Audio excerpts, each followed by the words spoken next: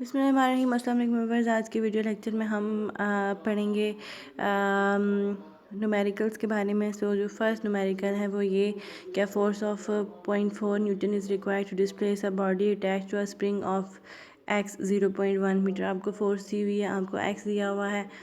Calculate the spring constant. Spring constant को हम k से शो करते हैं। सो हमने यहाँ पे जो है वो फोर्स का फार्मूला ले लेना है, F = kx, और यहाँ से k की वैल्यू पुट करें और डालें आप जो गिवन वैल्यूज हैं, तो उससे आपके पास 4 न्यूटन पर मीटर आ जाएगा। फिर जो सेकंड क्वेश्चन है वो ये कि pendulum clock keeps perfect time at a location with acceleration due to gravity is 9.8 metres per second square. तो जो करेक्ट टाइम देती है पेंडुलम क्लॉक वो 9.8 मीटर्स पर सेकंड स्क्वायर पे करेक्ट टाइम देती है। When the clock is moved to higher altitude, जब आप क्लॉक को किसी हाई एल्टीट्यूड पे मूव करते हैं तो उसका जो टाइम पीरियड है वो it closes 80 seconds per day, मतलब कि हर डे जो है वो 80 सेकेंड, मतलब आप उसे ज़ाहिर बात है हाई एल्टीट्यूड पे मूव करके लेके जा रहे हैं तो आप कुछ टाइम तो लगेगा ना, कुछ दिन लगेंगे। तो हर दिन गुजरने से उसका जो टाइम पीरियड है वो 80 सेकेंड से कम हो रहा है। ठीक है, तो find the value of g at this new location. तो जो न्यू लोकेशन है उस पर हमने वैल्यू ऑफ जी फाइंड करनी है। तो कहता है कि इन 24 आवर को अगर हम सेकंड में चेंज करें तो कैसे चेंज करते हैं। 24 आवर को 60 से मल्टीप्लाई करते हैं, 60 मिनट्स हो जाता है, और फिर मिनट में 60 सेकंड्स होते हैं, तो आपने 60 से मल्टीप्लाई कर देना है। 24 आवर को 60 मिनट 60 सेकंड से मल्टीप्लाई करेंगे तो आपके पास 24 आवर टाइम जो है वो सेकंड में कन्वर्ट हो जाएगा।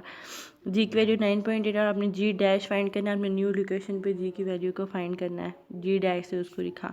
तो T is the perfect time जहाँ पे जी की वैल्यू 9.8 थी, और T dash is the unknown time जहाँ पे इज़ अनदर टाइम जहाँ पे जी डैश की वैल्यू हमने फाइंड करनी है। ठीक है, the correct clock has time period 1 second, जो कि करेक्ट क्लॉक मतलब कि ये है कि जो हमने यहाँ pendulum has perfect time at location where gravity is 9.8 metres per second square. तो करेक्ट क्लॉक का मतलब ये है कि ये वो वाली पेंडुलम है जहाँ पे एक्सेलरेशन जो है वो 9.8 मीटर पर सेकेंड स्क्वायर है। सारी बात है, हम पेंडुलम क्लॉक होगी जब जी की 1.8 होगी। सो उसका जो टाइम पीरियड है वो क्या है, 1 सेकेंड है। ठीक है, तो number of oscillation in hours अगर आप देखो तो आवर में कितनी ऑसिलेशन वो परफॉर्म करती है, 600 सेकेंड्स वो परफॉर्म करती है ऑसिलेशन। ठीक है, 3600 कहाँ से उसने लिखा है, 60 मल्टीप्लाई बाय 60 लिखा है। तो 60 multiply by 60 gives you 3600। 60 minutes और 60 सेकेंड्स है ना, तो 1 आवर में 60 मिनट्स और 60 सेकेंड्स होते हैं, तो 60 क्रॉस 60 से आपके पास 3600 आ जाएगा। According to the data the pendulum losses 80 seconds in 24। वो कहता है कि 24 आवर्स में पेंडुलम जो है वो 80 सेकेंड लॉस कर रहा है। उसका जो टाइम पीरियड है वो 80 सेकेंड जो लॉस हो रहा है 24 आवर्स में। तो 24 आवर्स में कितने सेकेंड्स होते हैं, जो उसने यहाँ पे बताया कि 24 आवर्स में इतने सेकेंड्स होते हैं। वो आपने यहाँ पे लॉस इन 24 आवर लिखो या लॉस इन 886400 सेकेंड लिखो, एक ही बात है। तो कितना हो रहा है लॉस इन इतने सेकेंड्स, 80 सेकेंड लॉस हो रहा है। तो 1 सेकेंड में कितना लॉस होगा, आप 8640 को यहाँ पे डिवाइड कर दो तो 1 सेकेंड में इतना लॉस होगा। तो 3600 सेकेंड्स में कितना लॉस होगा, तो 3600 सेकेंड्स में कितना लॉस होगा। अगेन 3600 सेकेंड मतलब 1 आवर होता है। 3600 सेकेंड को आप 1 आवर लिख सकते हो। ठीक है, क्योंकि जो 1 आवर होता है ना वो 3600 सेकेंड्स के ही इक्वल होता है। 1 आवर में 60 क्रॉस 60 तो 3600 सेकेंड्स होते हैं। ठीक है, सो उसने यहाँ पे यही लिखा हुआ है कि 1 सेकेंड को फिर उसने ना क्या किया, 3600 सेकेंड लिख दिया है। ठीक है, तो बोथ साइड पे 3600 सेकेंड से मल्टीप्लाई किया, इस साइड पे भी और इस साइड पे भी, तो इसके पास 3.33 सेकेंड्स आया है। ठीक है, कि 1 आवर में कितना टाइम में लॉस आएगा। ये तो देखो 80 सेकेंड तो टाइम में लॉस है 24 आवर्स में। 24 आवर्स में 80 सेकेंड टाइम कम हो रहा है, तो 1 आवर में कितना टाइम कम होगा? तो 1 आवर में 3.33 सेकंड जो है पेंडुलम क्लॉक का टाइम पीरियड कम आ रहा है। ठीक है, तो 24 आवर्स में कितना है? तो मतलब कि लॉस इन 3.33 सेकेंड्स है ना। This means that in 1 hour time loss is 3.33 second, but due to loss of 3.33 second in 1 hour total time taken by it will be 3603.33। आप 3600 सेकंड में आप 3.33 को ऐड कर दें तो आपके पास ये वैल्यू आ जाएगी।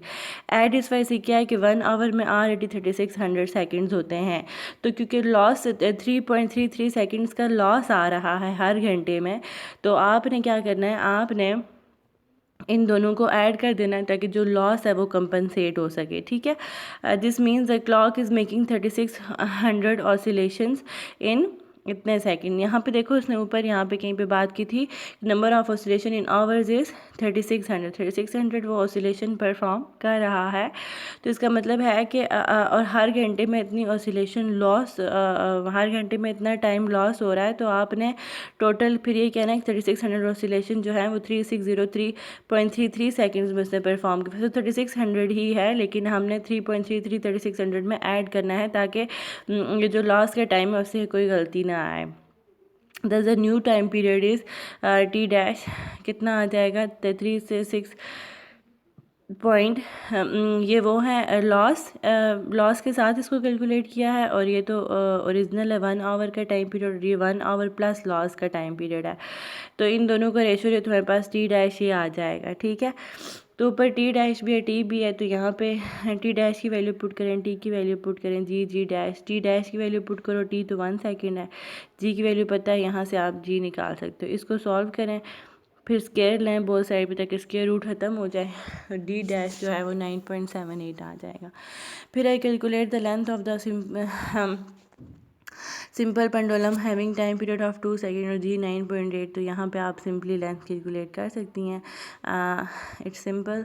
फिर a body of mass M suspended from a spring with a force constant K vibrate with F1 when its length is cut into half।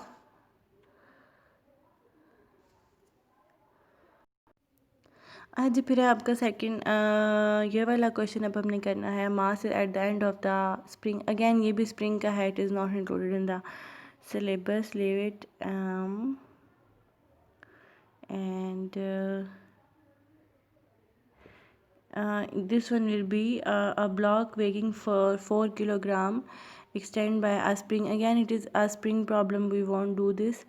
And ये वाला करते हैं, what should be the length of the simple pendulum whose time period is 1 second, what is frequency. तो यहाँ से आपको length की value दी हुई है, तो यहाँ से आप क्या करेंगी, आप को टाइम दिया हुआ है, आप यहाँ से लेंथ निकाल सकती हैं। बोथ साइड पे स्केयर लें, एल की वैल्यू फाइंड कर लें, तो एल इतना आ जाएगा। और सिंस आपके पास L is equal to T square g जो है, तो यहाँ से L आपके पास 0.25 मीटर आ जाएगा। तो अच्छा जी, अब आपको दिया हुआ है टाइम, तो फ्रीक्वेंसी कैसे निकालोगे? फ्रीक्वेंसी जो होती है वो 1/t के इक्वल होती है। F is equal to 1/t, तो 1/1 इज़ इक्वल टू 1 ही आ जाएगा। 8 नंबर नहीं करना हमने, 9 नंबर भी नहीं करना, और ये वाला भी नहीं करना। इसके साथ ही इस चैप्टर की न्यूमेरिकल आपने 7.2 करना है। ठीक है, and it is very simple. बस यहाँ पे आपने सॉल्यूशंस ऑफ असाइनमेंट्स में सिर्फ आपने 7.2 नंबर करना है। ठीक है, ये आपके ऐसा सिलेबस का हिस्सा है। Thanks for watching the video.